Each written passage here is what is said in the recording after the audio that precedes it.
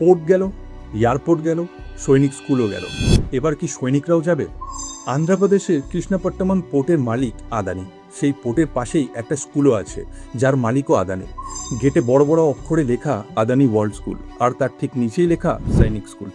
RTI করে জানা গেছে, নতুন 40টি সৈনিক স্কুলের মধ্যে 62% বিজেপি, আরএসএস এবং হিন্দুত্ব ঘনিষ্ঠ গ্রুপের হাতে রয়েছে। এদিকে ভারতীয় সেনাবাহিনীতে 1,55,000 পদ এখনও খালি, অথচ সেই শূন্য পদগুলো পূরণ করা হচ্ছে না। একজন লেফটেন্যান্ট জেনারেল এই সংখ্যাগুলো নিয়ে পিএমওতে গিয়েছিলেন। জানেন উত্তরে কি বলা হয়েছিল? বলা হয়েছিল, সাহেবের সবকিছু জানা। ভাবুন, তবুও কোনো পরিবর্তন হয়নি। 1961 সালে এই সৈনিক স্কুলের ব্যবস্থা তৈরি করা হয়েছিল যাতে একজন কৃষকের ছেলেও একদিন ফিল্ড মার্শাল হতে পারে। কিন্তু 2022 সাল থেকে এই ব্যবস্থাকে নীরবে বেসরকারি হাতে তুলে দেওয়া হচ্ছে।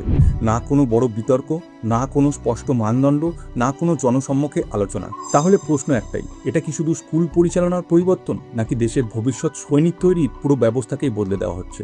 আপনার মতামত অবশ্যই কমেন্টে জানাবেন।